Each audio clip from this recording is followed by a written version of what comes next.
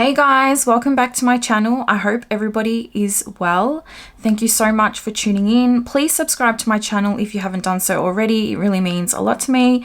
And sorry it's been so long. I've been wanting to film this video for the last 2 years, but you know, mum life is wild. It's crazy. It's hard to find the time, but I'm hoping now that I've got a little bit more free time that I can get back into my YouTube. So yeah. So before we begin, I just want to mention that I am a single mum, and I've been a single mum since my son Mateo was 6 weeks old. So obviously during the birth I had a partner, so I will mention him as partner, but it's actually ex-partner now. So yeah, just wanted to put that out there. But yeah, so let's just get into it. So my son was due on the 28th of February 2021, and on the 18th of February I woke up at around 5:20 a.m. I believe with stomach pain, and I was thinking, what is going on? Like, I was like, this feels different, but at the same time I didn't think anything of it. I was just thinking, oh, maybe it was something I ate, or I don't know. Anyways, I went to the bathroom, went to pee. All of a sudden I heard something like in the toilet, so I looked and I just could see like a little bit of blood, and I was like, what the hell? What is happening? Like, is this my bloody show? Like, that's what they call it. Or like the plug thing that like comes out before. Well, I don't know if it happens to every woman. I don't think so, but yeah. So cleaned myself, went back to bed, and the pain just was like kind of increasing, and I'm thinking, okay, what, like, I think I'm going into labor. So I woke up my partner at the time and I was like, babe, I think I'm going into labor. And he's like, what? And he was like half asleep. He was like, what do you mean? What's going on? And then I told him what had happened. He's like, oh, okay. And I said, I don't know, but let's just see what happens. So I laid in bed, but I couldn't sleep. Like, I couldn't go back to sleep. Like, my cramps were like pretty bad. At that point, I could say I felt like it was period pain maybe. But then it slowly started increasing. I'm pretty sure I messaged my mum at that time. I even sent her a picture of the toilet. So that's kind of gross, but I wanted to tell her what was going on. And yeah, then I think I called the hospital. I told them what had happened, and she said, oh, it sounds like you're in early labor, you know, just relax, you know, try and get some sleep and just stay home as long as possible. And I was thinking, okay. So I just laid down, you know, 6, 7 p.m., 8 p.m. The pain started getting like worse. I called them again. I think it was like 8 a.m. Told them what I'm experiencing. I said, like, the pain is really strong and it's like shooting towards my back. And they were like, yeah, so it sounds like you're going into labor, blah, blah, blah. Just put a heat pack on, you know, try and get some rest and just keep on waiting it out. And I was thinking, oh my God, like, seriously? So by this time it was then now 10 o'clock, and my partner said, I'm going to go and put petrol in the car because the car needs petrol. I'm like, okay. So he went and did that. All of a sudden, maybe that was more like close to 11 a.m. So anyways, he wasn't here at the time. I'm laying on the bed. I turn to my side, and all of a sudden I hear a like pop. And I was like, oh my God. And all of a sudden, a gush of water just came out as I'm climbing off the bed. So, and then water just went all on the floor. And I was like, oh my God, my water just broke. So I called the midwife. Now, I can't remember if I hopped in, I forgot to mention, I think I hopped in the shower before my water broke. So I hopped in the shower because they said to me, get in the shower or a bath, warm water, it's going to help. It didn't help, okay? Those pains were so strong. Water did nothing. Anyways, And then that's when I laid down and my water had broken. So I called my partner again. I'm like, my water just broke. I need you like to hurry up, come home because we're going to have to go to the hospital. So I called the midwife. And this was like the third time in me calling. And I kept telling them like since the beginning, my contractions were frequent and they were, it was like short. Like I felt like he was going to come like any minute. That's what it felt like. But, yeah, anyways, so I called them for the third time and they said, okay, your water's broken, come into the hospital. We'll see how many centimeters you're dilated. And literally I didn't have the baby bag packed, hospital bag, nothing packed. So I'm literally like not running around because I couldn't run, but I was going around the house trying to pack everything that I could think of that I needed. Do not recommend. I definitely think that you should pack your bag early. Yeah, because that was just not good. Anyways, with all the things that I packed, I didn't even use everything that I packed. So in the end, I guess it didn't really matter. But yeah, so then we made our way to the hospital, and the hospital that I went to is about 45 minutes from my house. And from when we left my house, I literally had my eyes closed. Like, did not open them, or I would open them just a little bit to see where we were and back close. I needed to like, it was so weird because even during my whole birth, my eyes were shut. My eyes did not open until my son was out and on my chest, literally. Yeah, so anyways, we're on the freeway and I could see there was like a traffic jam, and then I was getting frustrated at my partner. I remember I was saying like, why did you come this way? This is the longest way, and look at all the people. It was literally like traffic, like backed up, like car, just all I could see was car. We weren't moving, and I'm starting to like freak and panic, and he's like, please just relax, breathe, remember what they said to you. So I'm trying to breathe, but wow, by the time at this time it was about 12, I think, maybe. Or we had just gotten to the hospital like just after 12 p.m. and I was thinking when I get to the hospital, they're just going to take me to a room straight away. It was not like that whatsoever. It felt like it took forever, literally. I walked in, told them like I'm in labor. The pain is really bad. Please, I need epidural. That's all I was saying. I was like, please, I need the epidural. I can't handle this. I can't do it. And I was just like holding my back and the front because I think there was still water coming out by the time I got to the hospital. And then we're there, and then because this was like during COVID, everything was like so slow. They made me put a mask on. I felt like I couldn't breathe. I was almost hyperventilating, trying not to panic, because they were taking so long just to like, I was in like this waiting area, and there were like other people and families in the area, and I'm walking up and down, like literally almost not screaming, but like kind of yelling, saying like, please, I need a room. Like I need to go in. Like I feel like he's coming. And then all of a sudden I felt like I needed to go to the toilet. So I literally went to the toilet, peed, came back, and then they put me through. So we went through the hospital doors, took me into a room, and they say to me, we don't have a bed for you right now. And I was like, what? What do you mean there's no bed? I'm like, please, I need the epidural. Like I can't handle this. And she's like, there's no anesthesiologist. Is that how you say it? I'm not sure, but the people that do the epidural, she's like, they're not here right now. So you can't get one done. If you want, hop in the shower.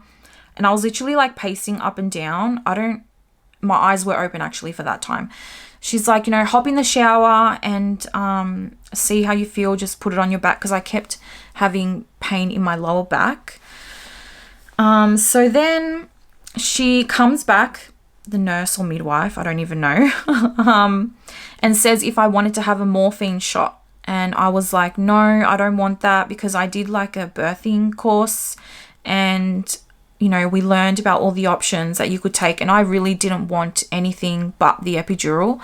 I didn't hear good things about morphine, and I was like, I don't want to do that. So I was like, no, I don't want to do that. And the pain was like excruciating. Like, I don't want to sugarcoat this, but that was literally the worst pain that I have ever experienced.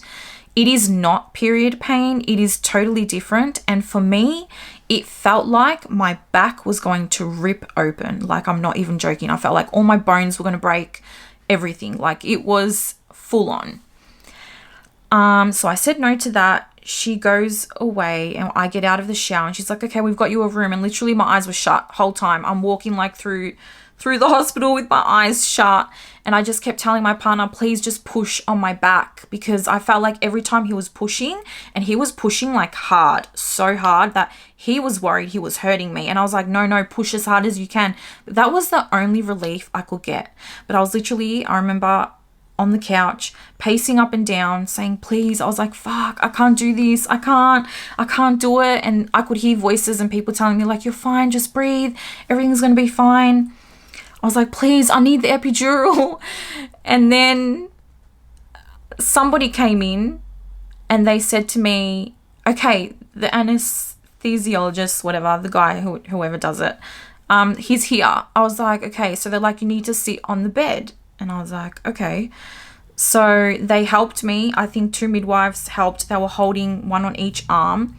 And it's so difficult to like bend over because you got this big tummy to get the epidural done. Anyways, so we did that.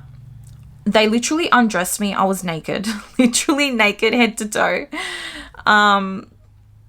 They were preparing my back, and all of a sudden they're like, okay, we're gonna go in now. And I felt a prick and I moved. I like did like this, and I was like, oh, I was like, no, that hurt. And they're like, you have to stay still. If you want the epidural, you have to stay still. And I was thinking, I can't do it. I can't stay still. I just remembered I skipped a bit. Before this happened, they checked me. So when I got to the hospital, I think I was about 4 centimeters already.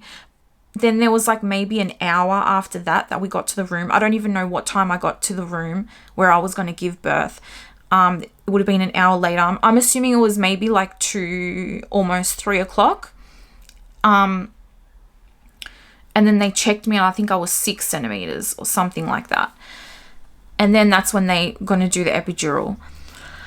Because literally that's all I was saying the whole time. And I was saying, fuck, I can't, this pain. And I wasn't like yelling or screaming or anything like that. I was just talking like with my normal voice. But the pain was really bad, really bad.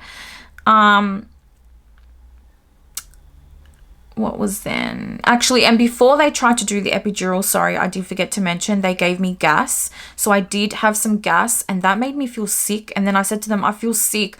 Like it almost made, oh shit. I need a drink. Wait a second. It almost felt like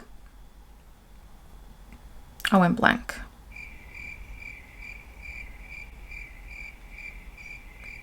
Shit.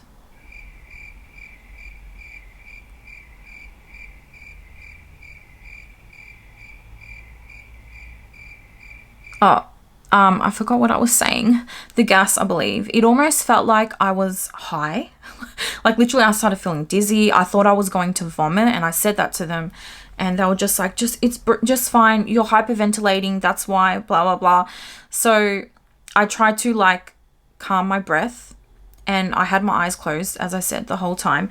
And then they checked me, 6 centimeters. They were doing the epidural. I couldn't do it. I moved. They said, you can't move. You need to stay still. So then they went to try and again for a second time. And as they did that, I said, I can't. I said, I can't do it. And then I said to them, I feel like I need to push. And they were like, are you sure? And I'm like, yes, I'm sure. And then they had a look. And I was 10 centimeters. I don't know how much time I was from 6 to 10 centimeters, but I don't think it was very long. And then they said, okay, you're not going to be able to do the epidural. It's time to push. And I had this moment in my head where I was like, no. And I actually said, I was like, no, that's not what I planned. Because like literally throughout my whole, the whole time I was pregnant, I was set on getting an epidural. Like everybody was telling me, you need the epidural, you know, it's pain-free, blah, blah, blah, blah.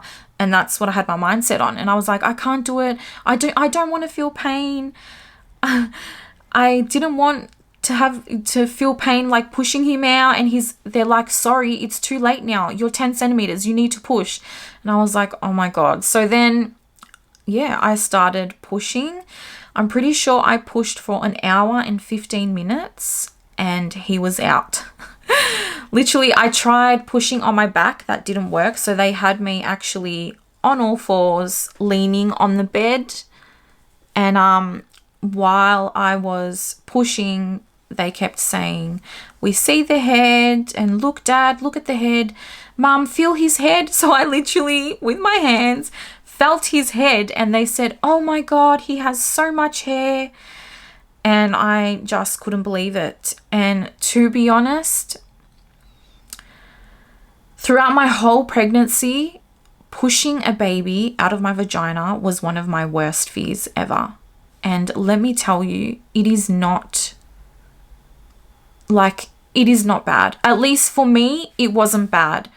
I didn't feel anything down there. If I'm honest, all my pain was in my lower back when I was contracting. And the midwives at the Royal Women's Hospital, that's where I went, were amazing.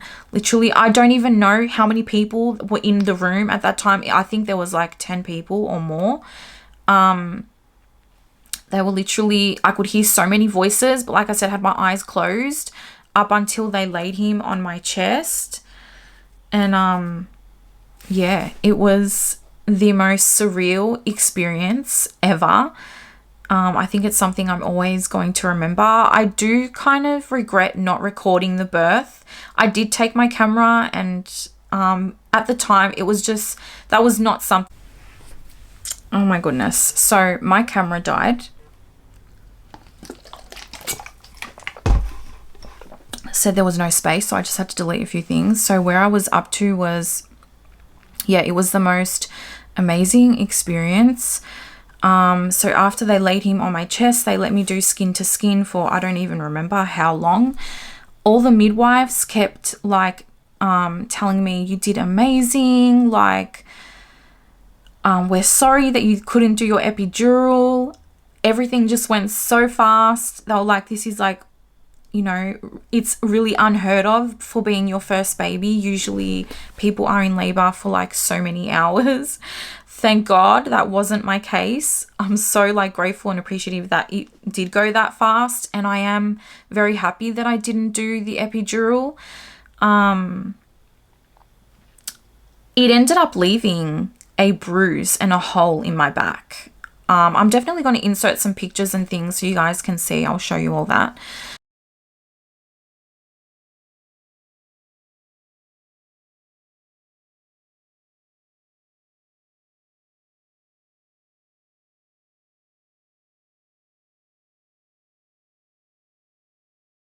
But yeah, then, you know, we cut the umbilical cord. I got to see the placenta, which was so amazing.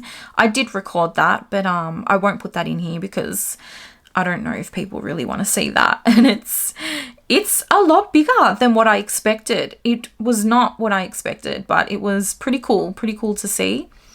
Yeah. What else? I really do suggest listening to them when they tell you to push and when they tell you not to push. And I know it may be difficult when they're saying don't push. It kind of feels like you need to push, but no, it's giving you time to stretch so that the baby can come through. And I, like, another one of my fears was, you know, my vagina ripping and needing stitches and things like that. That didn't happen to me whatsoever, and I'm so freaking happy about that. They did say to me that I had a little tear on the inside of the vagina, which was like less than a centimeter, and they said we're just going to put I think it was like 2 little stitches or something, or maybe even 1, I can't remember. And I was like, okay. And they said, yeah, we're not going to numb you because it's not necessary. They're like, you won't even feel it. And I was like, okay. And they literally did it, and yeah, I didn't feel anything. So I healed, you know, pretty well. I got to walk around like as soon as, you know, I was able to. They made me go to the bathroom. I took a shower. It was amazing. What else? I'm hoping that I haven't forgot anything. I've actually got to go in like 5 minutes to pick up my son from daycare. I hope that's everything that I wanted to say. But yeah, you know, giving birth was always one of my biggest fears. But like, if you're an expecting mum, I know it's hard to say, oh, don't worry, like, don't stress, but literally try not to. It's all about breathing. I feel like it's all mindset. I literally, like, when I was giving birth, I had my eyes shut for hours and like the entire time, like I've mentioned, because I literally went somewhere else, I feel. It was almost like meditating kind of thing. I feel like I went somewhere else. That was the only thing that made me get through it, I feel. And another thing that I do suggest is like educating yourself. Maybe watch birth videos, speak to friends about it, because that's what I did. I also listened to relaxing music, and they also played relaxing music during my birth, although it was very low, but that's what I wanted. I do recommend that. I feel like it helped almost not every day, but every time I would have a bath, I would listen to a meditation about giving birth, and that really helped. One of my friends, Stephanie, recommended that.